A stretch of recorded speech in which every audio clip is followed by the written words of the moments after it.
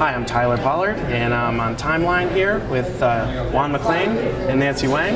Nancy, maybe you could tell me about one of the first things that you remember about music. First record I ever bought was Wham! Make It Big. It was a group purchase with me and my brothers. We shared it. That's a good start. How about you, Juan? I know the first record I ever got on my own, I was about 5 years old, and it was Goodbye Yellow Brick Road by Elton John. I got the record, and I used to carry it around with me, and I remember going to a park with it, and a much older kid, we got in a fight, and he took it away from me. It was actually one of the formative experiences of my life. That's pretty tough. I was so upset, yeah. When I was 8 or 9, my parents brought me to a Beach Boys concert, and the thing I remember most is I learned in retrospect that people around me were smoking pot. I didn't know at the time that that's what it was. And in retrospect, it was a really pretty crazy scene. My first concert was, I guess it was a concert, but the first time I ever saw a band play was when I think I was like 8 or 9 also, and it was New Shoes. One of my favorites. Wow. Yeah, performing Just can't wait. in the parking lot of the McDonald's / Beaverton Mall.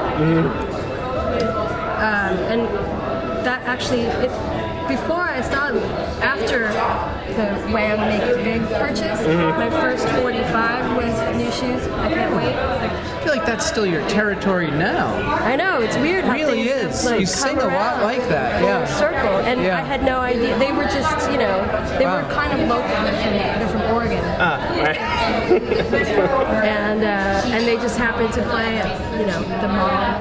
My first instrument was the acoustic guitar, and I was probably about 9 or 10. And as I got better, I then started performing at church. It was at a time when in Catholic masses they were having like a lot of acoustic guitar kinds of things.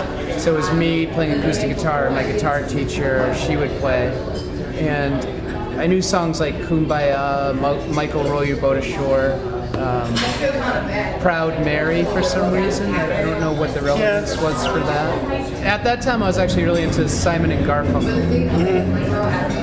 Bridge Over Troubled Water, which was very upsetting to my mother because I was spending all day listening to Bridge Over Troubled Water over and over again, and it's actually a really deep and dark record. Yeah, it's a little telling. You kind of wonder what's going on with that kid, Yeah. And then shortly after that, I got really into Kiss, and that was a really formative thing that certainly resonated through my whole music career. Was Kiss a turning point? Was that where you decided you could see yourself doing it? Kiss was a big turning point because it was my first involvement with music that had social relevance. It was like me and all my friends, we joined the Kiss Army, which was the Kiss fan club.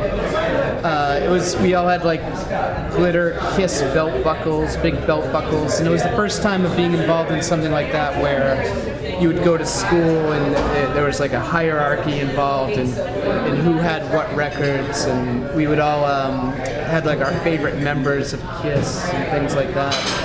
And also for me,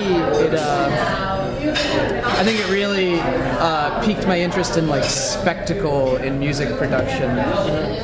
The interesting sliver about what you folks do in the Juan MacLean is kind of the right balance of rock and roll and attention to